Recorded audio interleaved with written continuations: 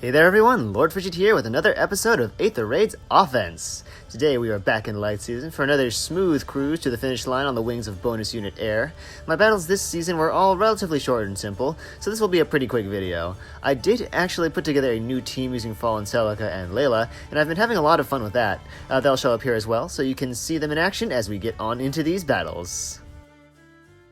The first map is a restore trap setup. Seeing Leanne or anyone trapped behind a wall of structures looks pretty strange, but she does have flyer formation, and I'm betting that the team is set up so that she will use it to escape and refresh Nana after the latter has provided a restore to Catria. From there, Nana might go to restore Tibarn, but I believe that he was positioned in such a way so as to minimize the likelihood of him receiving debuffs, thus forcing Nana to attack if anyone happens to be in her extended threat range. After that, Catria can move and get refreshed by Azura.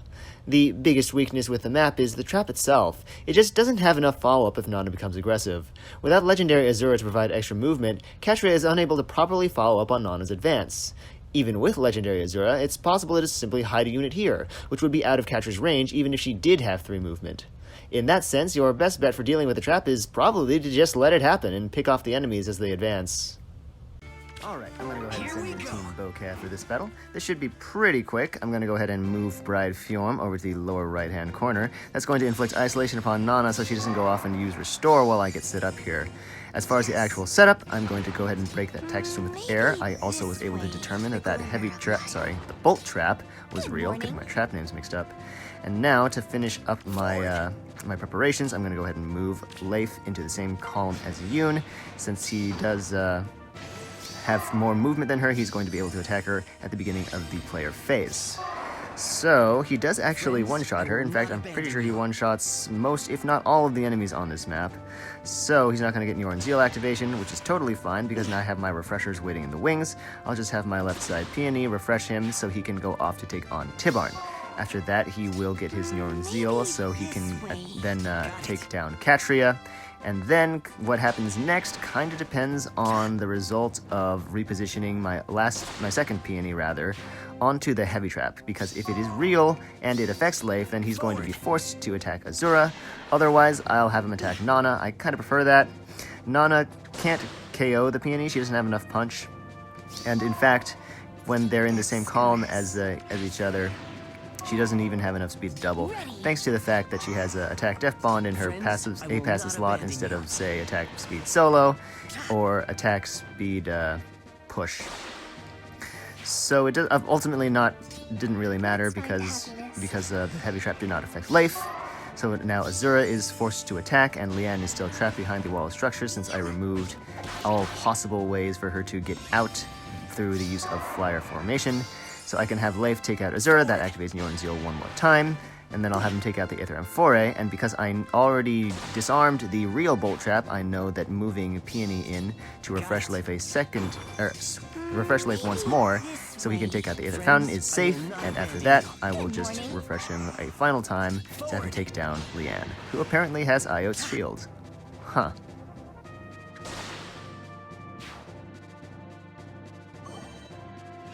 Today's second map is a rally trap setup.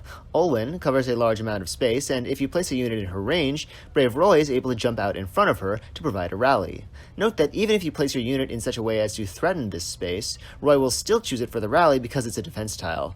From there, Azura or Ryoma can refresh, with the obvious goal being to get Roy and Olwen to combine forces for at least 1 KO.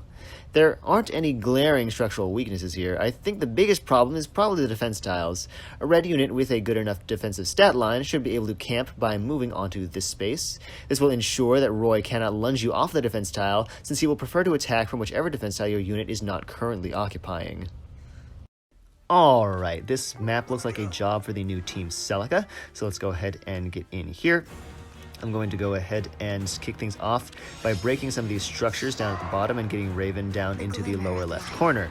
So I'll accomplish that by giving a refresh to air, which allows him then to warp, and after I've gotten Peony over here, which just leaves Celica to get over into this little comfortable space that's safe from Olwen. Now I need to move Peony down and have air break the flower bed, then I'll just move Celica over 2 spaces, and I'll be ready to go on at the beginning of the next turn. So to kick things off, I'm going to need to move Celica and Leila up 2 spaces with a Smite from Raven and a Reposition from Air, respectively. That will ensure that the Constant Dagger's counterattack prevention effect is active, and it will allow the 2 units to swap after combat. Now, Leila is carrying the Savage Blow Sacred Seal, so that will put the enemies nearby under full HP, which makes sure that both of Beloved Zofia's effects are active.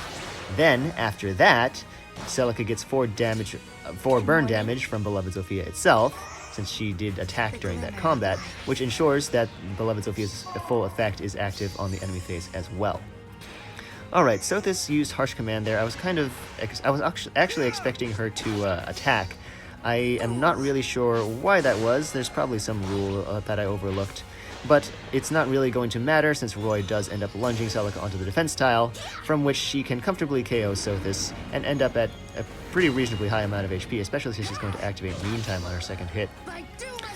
So let's take a look and see how the rest of this plays out. Okay, that's fine. Air looks like she is going to heal Celica back to full HP, but that doesn't really matter because Roy himself is below full HP, so Beloved Zofia is still fully active. Now, let me take a look. After this, what do I need to do? I think that Yoon has an assist. I don't remember what it is, but I'm pretty sure she has one. So let me go ahead and get Celica out of the way so I can pick up these Aether structures, and I will have Leila take the Aether Amphore, and then next turn I'll just have Air take the Aether Fountain, and that should be fine. So, alright, looks like Yoon had Reposition, so I can have Air take out the Fountain now.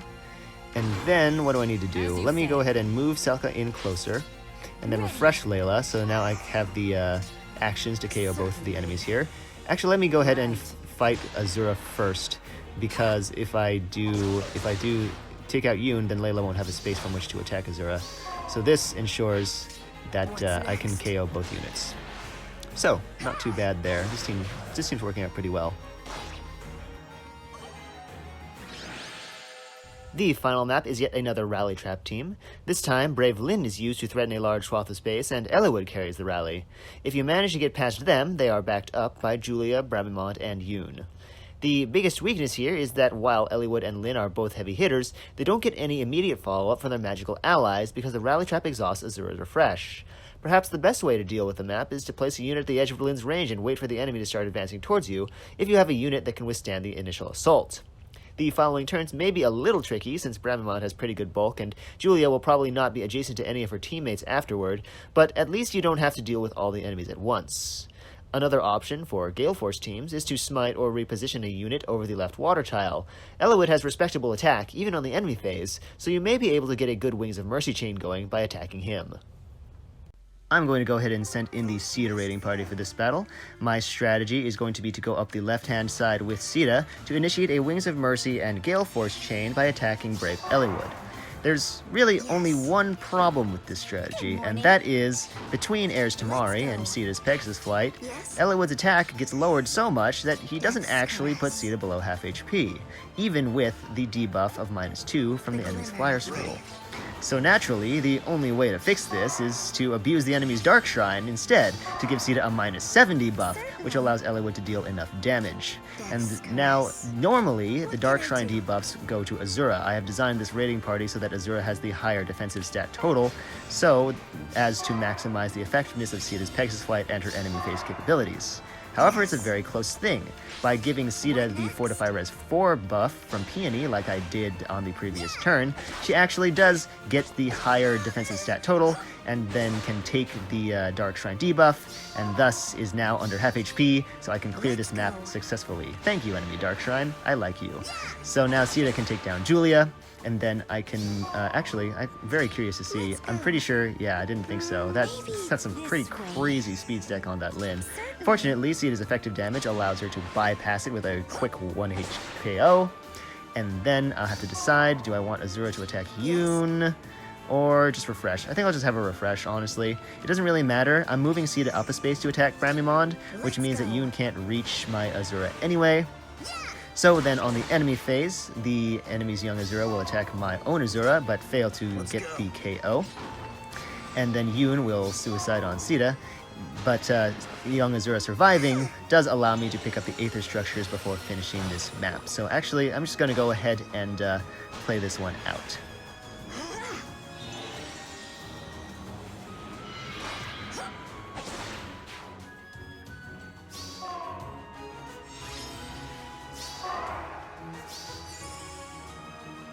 What next?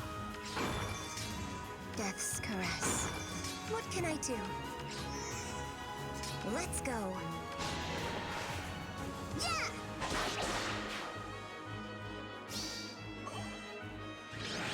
And that is it! I hope you all enjoyed this episode of Aether Raid's Offense. I definitely had fun with the new Celica team. Beloved Zofia is a really fun weapon.